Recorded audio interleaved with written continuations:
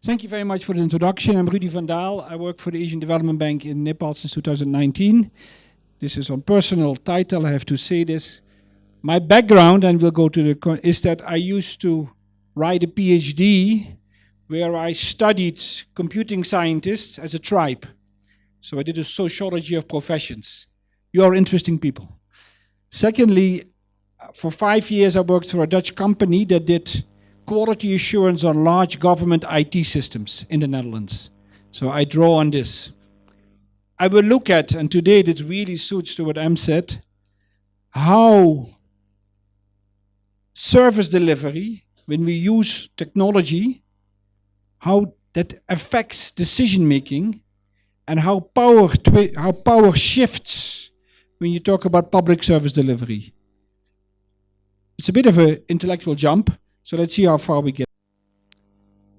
4 topics, a little bit about Nepal, then about government service delivery, then the focus of this one, and especially for the students here, on your responsibility when you make design choices. And then we end up that in public sector, decision making is far more complex than in private sector. So how can we make implementable systems? I'm preaching for believers here. Nepal is making a slow transformation, but the real structural transformation of changing your economy is still to happen. Please realize we still have 62% of Nepali households fully engaged in agriculture, and 69% of them do not sell a single product. Please also realize that 25% of those farmers only sell very few products. Slowly we are getting less poor, and slowly we're getting up in the Human Development Index. If we look at a longer term scale, of course, it's getting better, but we want radical change. We want to become middle income quicker. So what is the plan? 4 pillars, I would say, and ADB helps with that. Number 1, how can we get a quality business climate? How can we make a business climate that attracts foreign investors, where people feel comfortable to do business, to expand? Connectivity, of course. Everybody who tries to get a product from Kathmandu to Lumbini knows how tough it is. Electricity, communications, but also ease of doing business. And of course, and I think this morning, Alice from UNICEF, of course, would have talked about that, equitable service delivery. How can we get health, education, social protection, and urban services to all so people have a decent life? Unfortunately, climate change is a reality. I realize that even the chairman of the COP is not fully convinced of that, but I am. We need to do everything climate resilience. What can information technology do? I'm a bit longer in the field than I am, since the early 90s, so we changed words. But I would say information communication technology is still relevant. Number 1, strengthen service delivery. We can really, as Nepal, implement our services better. Nepal has more than 80 social protection programs to help the poor. None of them are connected. All of them have separate systems and separate definitions. Those of you who have tried to get 1 or 2 subsidies might realize. We talk about single window portals. And I know this, for some people this sounds like 90s and early 2000s talk, but for Nepal it's still very difficult to go to one portal and ask for a permit. It can help in improving transparency. Paper is patient, but ERP systems are merciless. You cannot antedate, you can really follow. And in many countries it's proven that if you can follow how a government office is providing your services, it automatically goes quicker. And of course, it can strengthen economic development. Usually we talk about 2 areas. One is improve a business environment, ease of doing business. Em really talked about that. How can we get banks to coordinate? Nepal is moving. When I joined here, it took 3 days to get a bank transfer from Standard Chartered to Nabil Bank. Since the last 3 months, it can go in 1 day. Not yet in 1 second, like in the Netherlands, but at least in 1 day. And of course, ICT in itself is a large business. The latest assessment says that about 100,000 people in Nepal work in ICT. Unfortunately, most of them for foreign companies, but that has to do with number one. So what are we talking about? This is very important. When we talk about service delivery, pre-large-scale technology, and your country is still a little bit there, you have a general policy, but then what we call the street-level bureaucrat, the person you go to ask for the service, he or she is the real decision maker.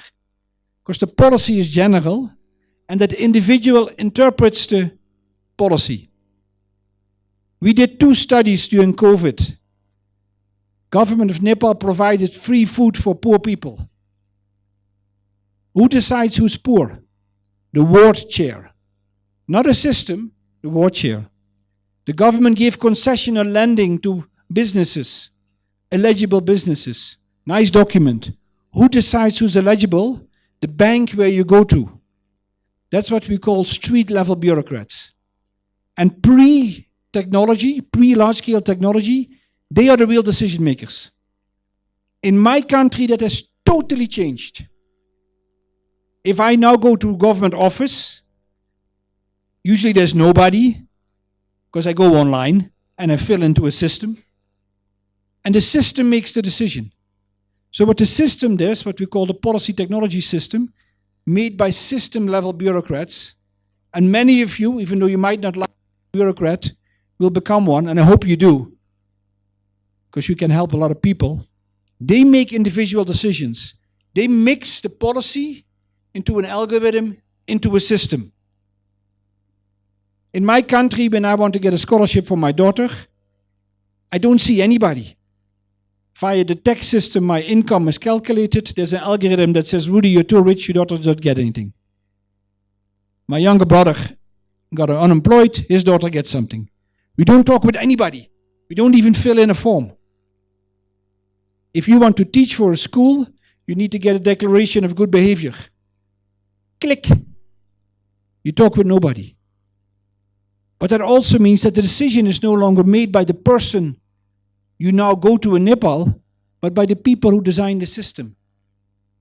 So your design choices are extremely important. And those design choices are not only technology. That's why we use the word, and I did not meet every section this morning, we talk about information architecture. And for that you have to make decisions at 5 different levels. When you, as a system-level bureaucrat with policymakers all together decide that. The legal basis, the organizational level, the information level, the application level, and the networking level. When we talk about ICT, we very often only talk about number 5. Number 3, for example, is extremely important. I did a study in the Netherlands for the Central Bureau of Statistics. It turns out we had more than 15 definitions of profit. The job of Central Bureau of Statistics was to gather the profit from companies. All those definitions from profit were legal. So it was not that they were cooking the books, pre-taxes, after taxes, whatever. So organizational level, who's going to do what? And the legal basis, how do you define who's eligible or not? But then still, if you say a poor person is eligible, what is poverty? How to measure? How to assess? All of that needs to be there. All of that you make the decisions. And technology is an integral part of that. So when you are a system-level person and you are thinking of how to improve service delivery with technology system, there's a big difference in the street-level time. You don't see your beneficiaries. You are a person sitting in a group, in a workshop, in a conference like this, and you're designing a system on how to help handicapped people. Very often you sit with people like you. 4 or 5 computer graduates, a policy person, a cup of coffee, and you start thinking.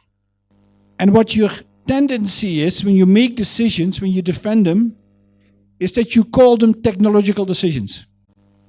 We just talked about technological progress, as if it's something outside humans, as if something we don't have influence in. Yeah, that's the technology, it's the progress.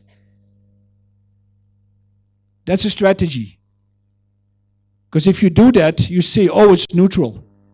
I don't make any political or ethical decisions.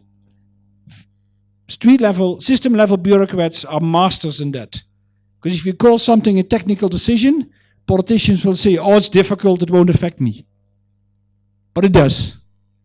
Because every design choice you make is political, economically, legal, and technical. And if you make a system like this, it has huge consequences for a large number of people. Okay, I'll skip this one. What are design choices that you have to fix? How do you enter and change information? Can I do it as a beneficiary? And what happens if I die? Only the civil servant, but who will check him or her? Which documents are you going to use? Whom are you going to trust? What are you going to do with exceptions? Nobody wants to be an exception in a system. You all worked with these beautiful AI-driven automatic answering machines. If you come to choice number 9 and it says, do you want to talk to a real person? Then you are an exception. You don't want to be that. So how do you design them? You assume connectivity. But what if there's no connectivity? If you want to use data from other systems, how do you trust those systems? And do they use the same definition? Let me give an example for Nepal. If you design a social protection program, do you make it for residents or do you make it for citizens? It's a huge decision. If you make it for citizens, it's easy. You can use the ID card, but it's not there. So what should you do? Number 1, get people from different backgrounds to talk with you and spend time. All of us know that 2 days at the start of a system design can save 2 years halfway. Please realize that one size does not fit all. And also realize that what might work when you sit in your small room and have one computer will not work when it applies to 25 million people.